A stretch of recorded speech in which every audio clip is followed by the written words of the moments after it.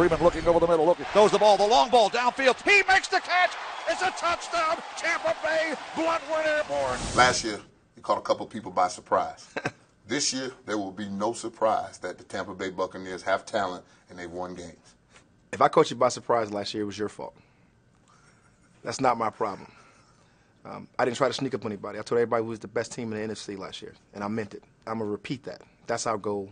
That's the only thing we want to do. Hey, give me Grizzly, dime, Grizzly.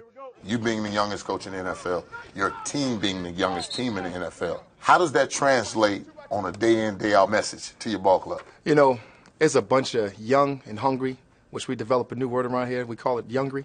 And these young men, just create a word on me and say youngry? We have created a word down here in Tampa. And right now, we got a youngry ball club. Some of the best things that could have happened to us might have been last year not making it with 10 wins. You know, your team gets hungrier. Everybody wants to go. I got guys wanting to practice, wanting to meet more, wanting to be in on their off days. I got to tell these guys it's not legal to do those things and keep them out of the building. That's going to translate to wins for us. And that's going to translate us to doing great in the field. Where we at, Ahmad?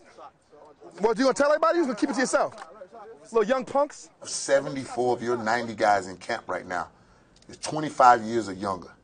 Do you find yourself able to relate better, or you have to bridge the gap with the new generation? No, man, I want to relate to these guys. When I got here in Tampa, I seen something that was special. Here they come!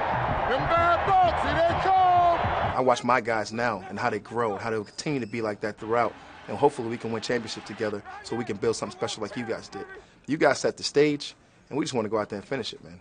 What do you see right now for your quarterback? You know, the first thing that happens is about a guy standing in the pocket. It's about a guy that you see out there and ready to play.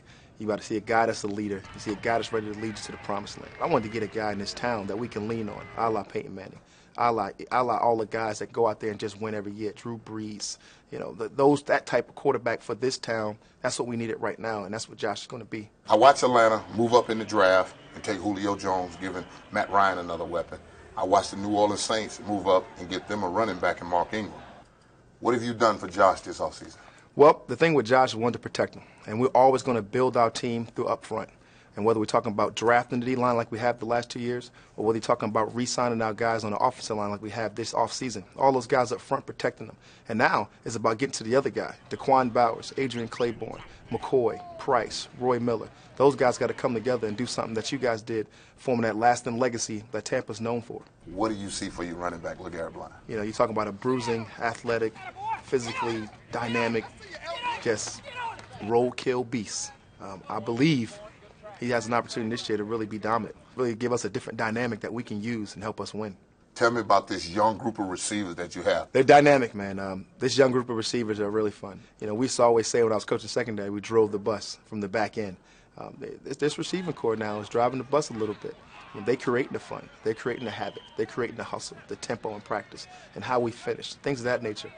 It's different than I've ever been around as far as the receiver core. And you got to give a lot of credit to their coach, Eric Yarber. This is after your sophomore year coaching. What do you see as the biggest obstacle? My obstacle is to defend against the critics, is defend against the outside sources leaking into our building and telling us how good we were last year and all those type of things. We don't want to listen to that. We want to remain unwavered.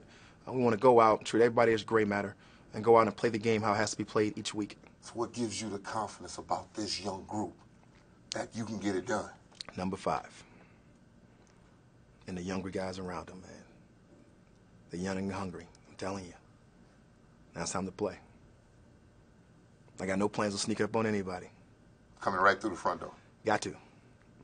We packed.